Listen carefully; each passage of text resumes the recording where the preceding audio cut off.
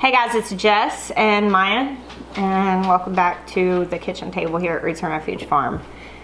We just got back a few days ago from the Homesteaders of America conference. And as soon as we got back, we hit the ground running, getting projects done, knocking stuff out, getting back on the farm.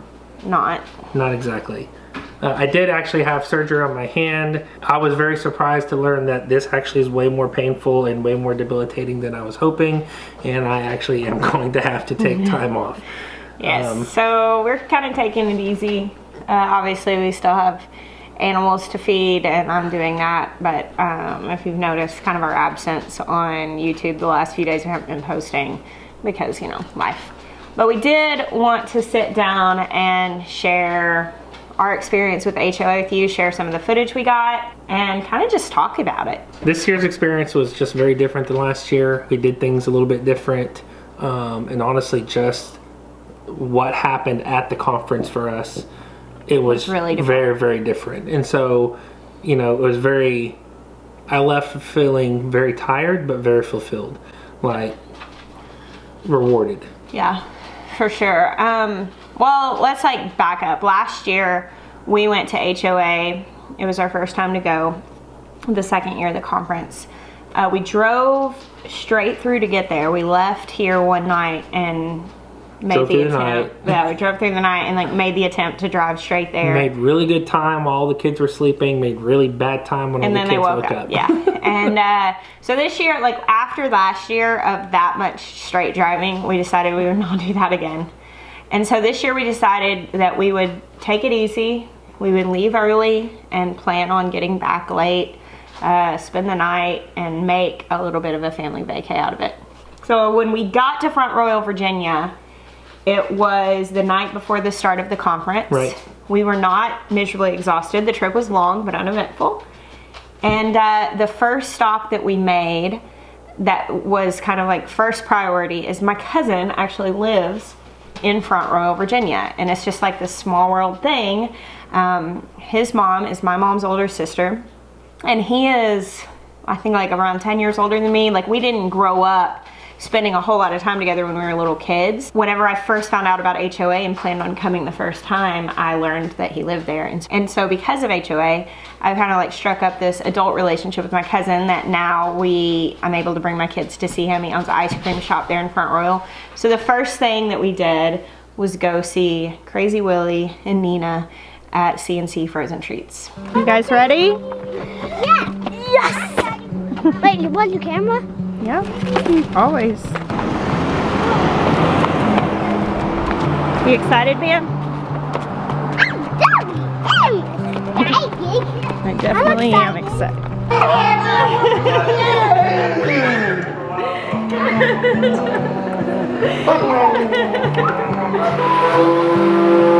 Got some baked fresh apples back here going into this spiked whiskey apple crisp ice cream because Crazy Willie doesn't mess with just vanilla or chocolate, is that right? Hey, you know, you can't get vanilla. What's the point of having ice cream if you don't eat vanilla? Really?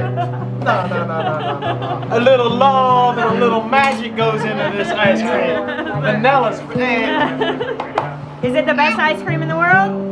Yeah. You say you call a soap called limousine? Is it like that? Oh yeah. Oh, big boy over here think he got something going on. Say hi. Say hello. Lord, back out the way. He know that girl showing up mean what she said. Oh, his tail tied in a knot. He dance around. He don't know what to do. His mouth full of fire and his back and the teeth moves right. So then, where do you want to go after that? Now, the next morning, we woke up at our Airbnb, which we were sharing with our friends Jason and Robin from Bear Homestead. Beautiful place, I'll show you that later. And we headed to the conference, which was right down the road. Which is one of the reasons why we chose that Airbnb, because it was close. Last year we stayed with her cousin and it was about a 25-minute drive. And so we actually wanted to stay close so that way we got a little bit extra sleep, a little bit easier traveling. And also with the kids, it was nice to be close where we could go get food if we needed to or whatever. So we got to the conference. And I think that we had like a reasonable expectation of how it was gonna go. We were really actually blown away by how it actually went, but we were expecting to meet a lot of people. Sure, because I mean, even last year we were at like 30,000 subs, and even last year we had a lot of interaction with people, a lot of positive conversation and excitement to get to meet us, which really, even last year surprised us because I was not expecting that. Yeah, and since then we've been to several events with Baker Creek and some different things, and honestly, getting to meet our viewers and putting actual faces to the names and the numbers that are on the screen of YouTube, it's so valuable to us. It's actually what makes Jessica cry the most whenever we get to these events. I'm a puddle by the end of the day. Like, an absolute mess. But because of the fact that all we did the first day was talk to people, we actually did not see any vendor booths. We didn't film anything. Didn't film anything. We didn't see any seminars. Honestly, we barely even said hi to our friends. And it was awesome. I can't show it to you because I didn't turn my camera on a moment in the day. At the end of that day, we actually went back to our Airbnb. We had a handful of our friends over. I sat at the table and played my ukulele and cried because I was just honestly just overwhelmed by goodness in that day, getting to meet so many of you. And what was really wild was that how fast and easy it was. Because like we were standing there and we kept having people come up and be like, do y'all need a break? Do y'all need us to get you some food? And I'm thinking, we're fine. We've just been standing here for a little while. And like, we were just so engaged in the conversations and meeting people that I guess we had stood there for like 4.5 hours. And honestly, we were just very surprised. We were like, how is it already, like the first day is already almost, that's why we didn't get any footage, because the first day literally ended with us being like, how did we stand here for the whole, it was just gone. It was gone. But so valuable. And then, I can't even tell you how much it fills my cup to be able to talk with you guys and meet you and hug you and pray for you and hear your stories and see your photos. And it's one of the most precious things about all of this, because you know, like 90% of being a YouTuber is talking to a camera and interacting through a computer and through a screen. Sure.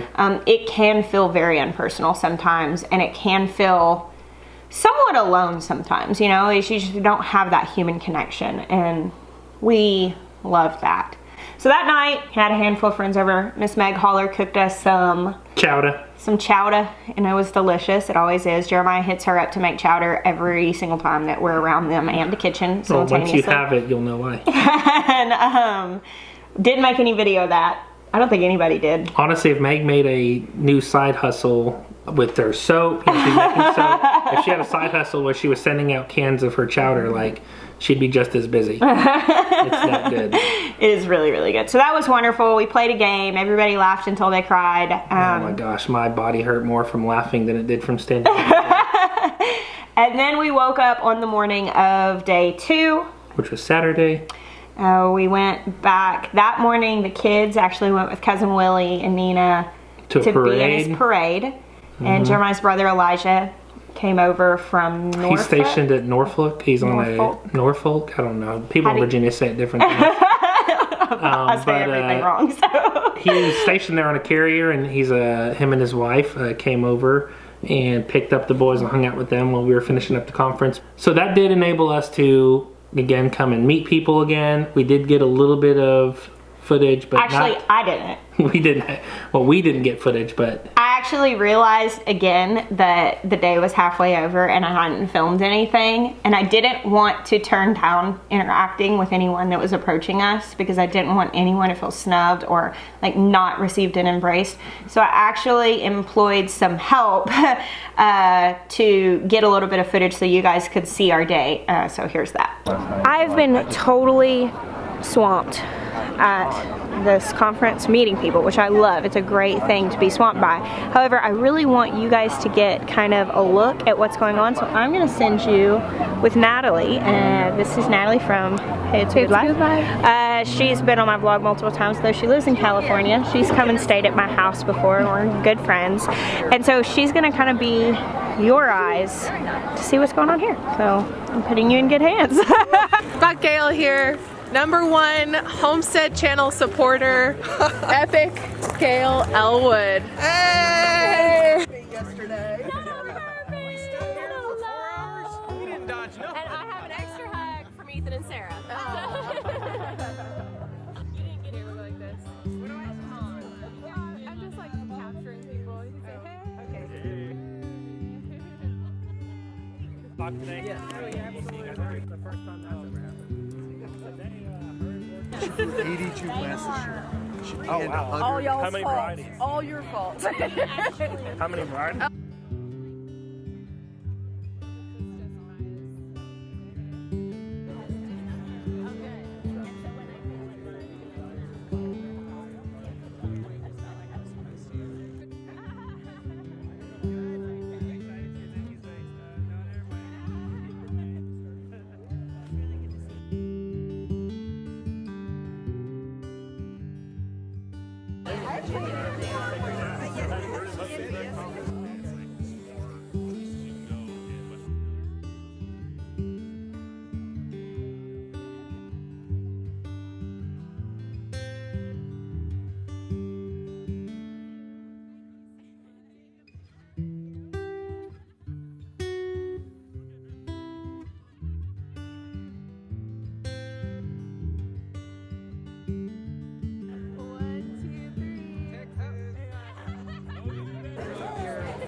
Vlogs and everything, especially your last one.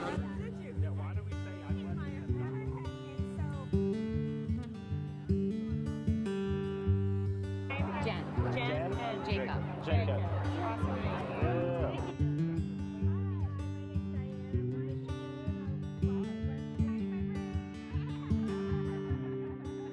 And, you know, what's interesting is, like, you know, we say we didn't want to disengage from having any of the conversations, but there's always, it's almost like every event I go to, I always find the one person who kind of comes up to me, kind of like after we're done talking and I'm kind of off by myself or something. She said, hey, I just wanted to say hi, and, you know, I just love you guys. I'm like, did you get to talk to Jess? She's like, oh no, I didn't want to impose. And then literally I'm dragging them back to where Jessica is and being like, here's Jessica, she wants to talk to you.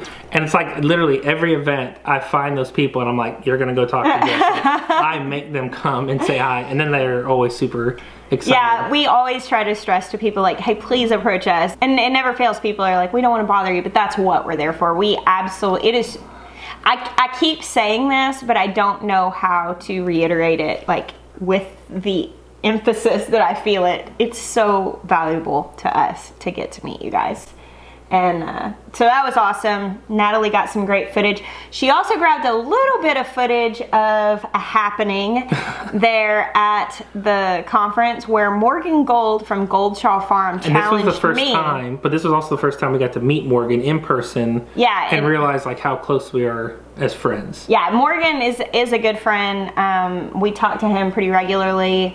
And so yeah, it was the first time meeting him in person, and he decided to throw the gauntlet down and challenge me to see if I could tell the difference between a store-bought and a homegrown tomato. A store tomato? No, it says locally grown. Maybe it's not out.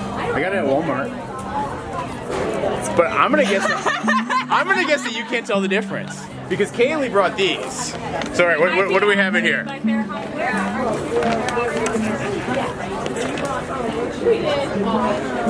Either Black Beauty or Indigo Apple.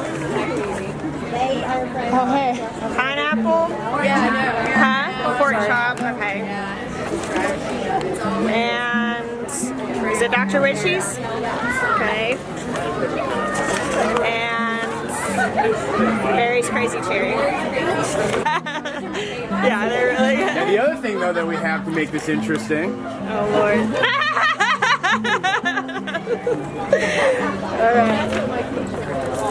Am I supposed to just bite into them? No. Okay, I'm So like, we're gonna set this up in a minute. you're making blind people bite into tomatoes on camera in front of an audience? Okay. I'm a little nervous. I feel like I've talked a lot of smack about those store-bought tomatoes. So here we are.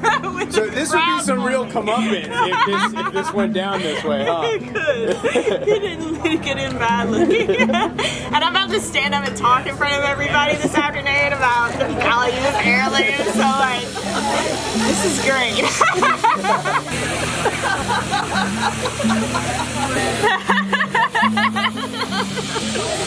Now, Morgan put together a really, really cool video of that whole thing.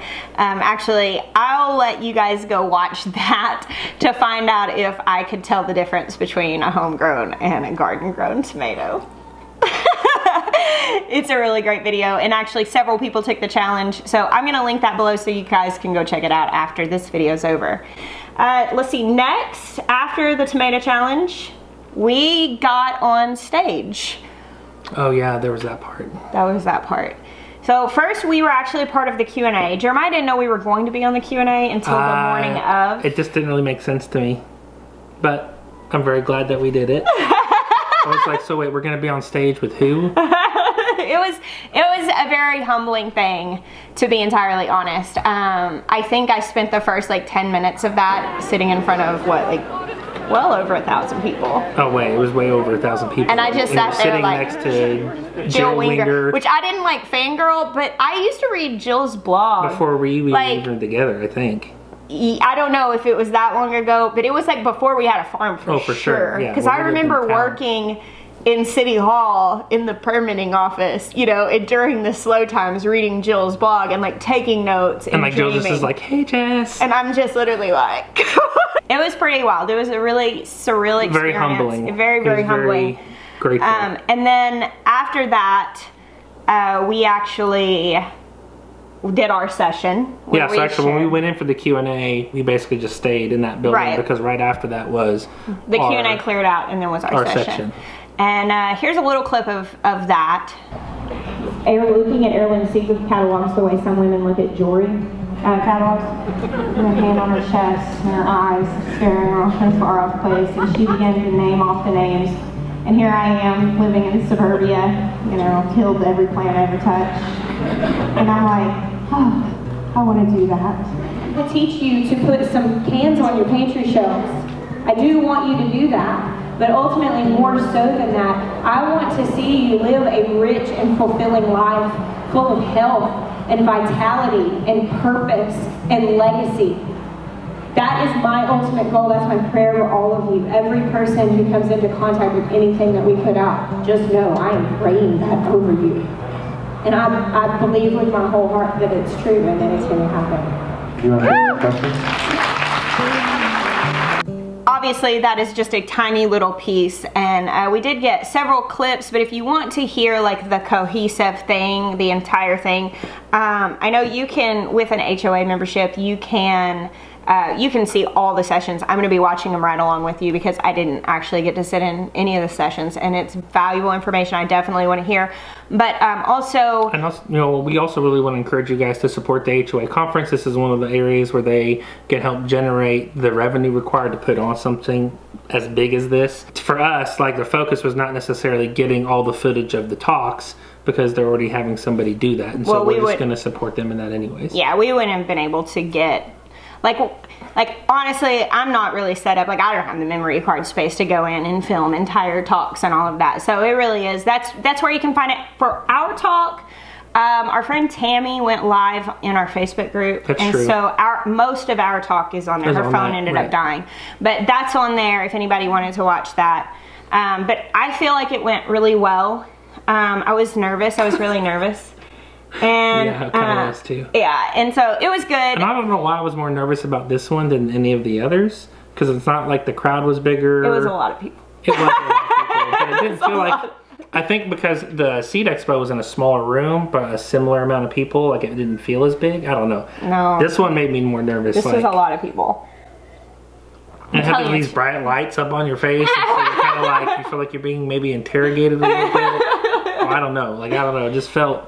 I felt nervous. It was a lot. So we did that and it was awesome. And then I actually got a little bit of footage there at the end, not a whole lot. I got to meet Clyde from Clyde's Garden Planter and just take a couple of shots, so I will let you guys see those here. Really awesome. Okay, let me set this up. Is it going to stand on its own? Yeah, I'm just going to hold it like this. So I want to introduce you guys to someone that I just met that I thought was really cool. This is Clyde of Clyde's garden planter. You guys, you've seen me talk about this before? And Clyde just came up and introduced himself. Hi, how are you? And so he's gonna show you how this works. I've shown you briefly before that I use this, and I just think it's really cool. I'm so excited to meet you. I'm very glad for the opportunity to show it. Thank you. Yeah. What you do is, it's a slide chart for vegetable gardeners, and it works all over the country.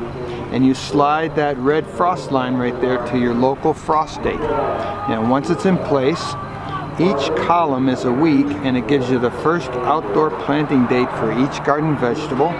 The indoor seeding dates are also marked, so you know when to put your flats out to grow some little seedlings on your own. And then the check marks give you the expected harvest dates, so you can kind of plan your trips and things around the harvest times. Yeah. It's on a horizontal calendar, and it's really nice to see a snapshot of the whole growing season. The cole crop is coming in early, and the warmer, tender crops that have to wait until later are planted after the frost-free date based on the chart. And pull it open, and it gives you the quantity of seed, the planting depth, the distance between rows, and the distance between plants, so you don't pack it in so tight so you can't walk in it. Yeah. You know? The sunlight requirements are there. Some items require partial sun. They're great for planting in areas where you have a bit of shade. The minimum soil temperature is listed.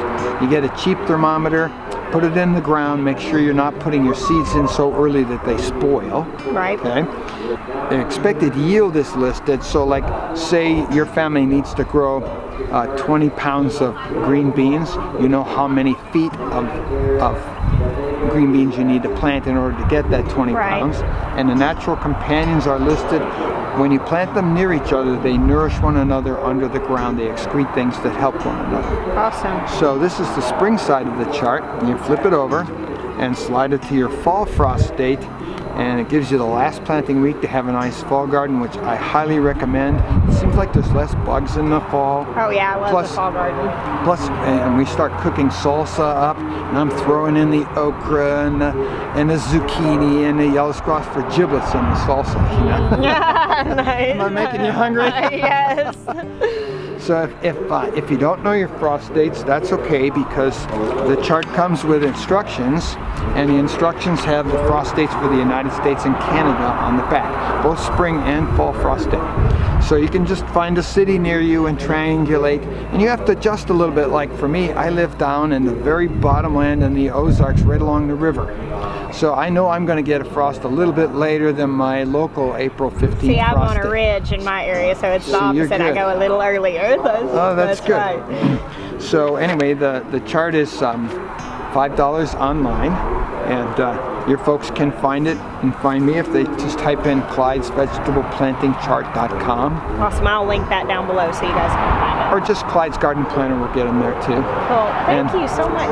This is going to save you the trouble of having to Google 500 things. For me, I don't take my phone into the garden most of the time, because that's my not plugged in time. And this has been such an answer to me. Oh, good. I'm Because glad. I would need to look up stuff to know. And so I would take this down there, and this helped me stay unplugged in my garden. Sure. Guys, check it out. I'll link it down below. Thank you. Yes, my favorite kind of gift. I didn't know, and I brought the oxhorn because I thought they were even bigger. They're beautiful. And you're a sweet girl, aren't you?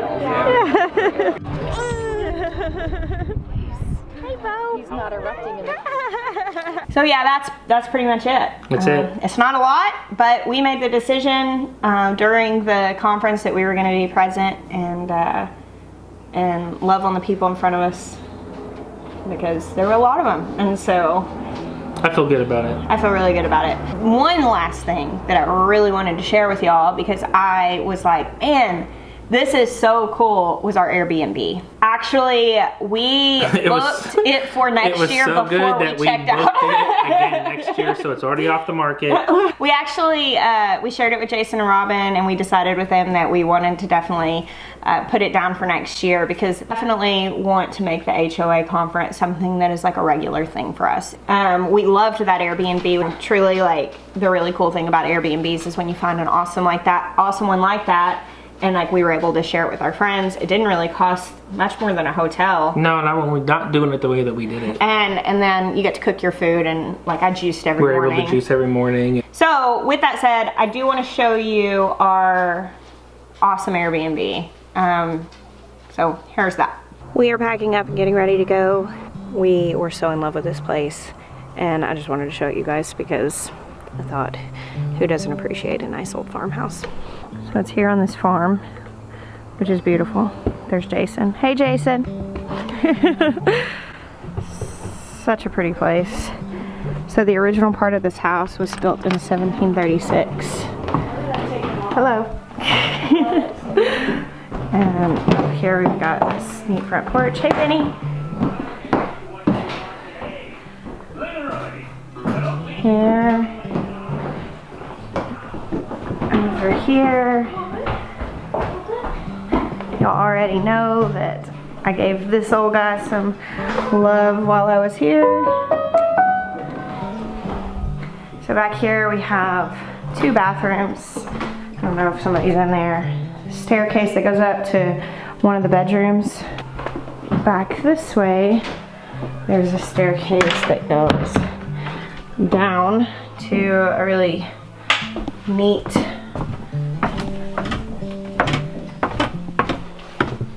space. Back up. Awesome dining room, which we put to good use while we were here, as well as the kitchen. Hello, Robin. Hi. Which is wonderful.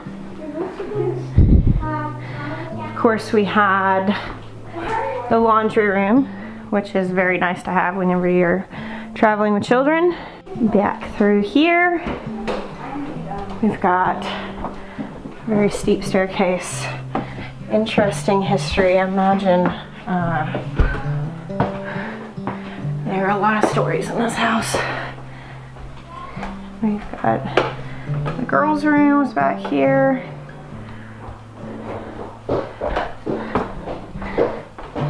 This is such a cool place. Like, I don't know if you can see like the slant on the walls, like nothing is square. Definitely a different way of building when this place was put together.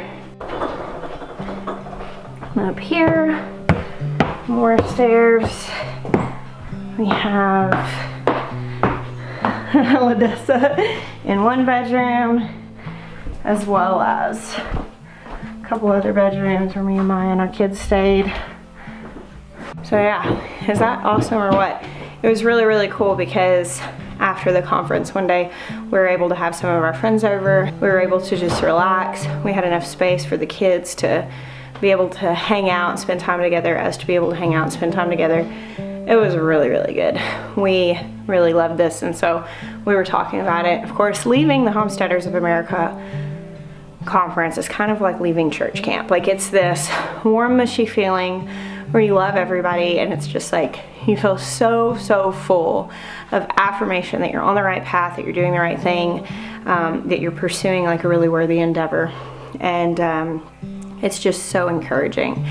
And so whenever we were getting ready to leave, we were talking with Jason and Robin, and we were like, we would really like to stay here again next year. And I don't know, I think maybe putting the pen in the calendar is the first thing we've said yes to for 2020. We've like very specifically not made any plans for next year, but this is one that no matter what is going on, we definitely want to be able to be here to connect with our viewers and you know, friends we're just making, as well as friends that we've now had for a couple years. So I thought this was awesome, and I thought you guys would enjoy it. There's just this like super rich community there of people that are passionate about growing their own food, and not just growing it, but also supporting a healthy system that's growing food.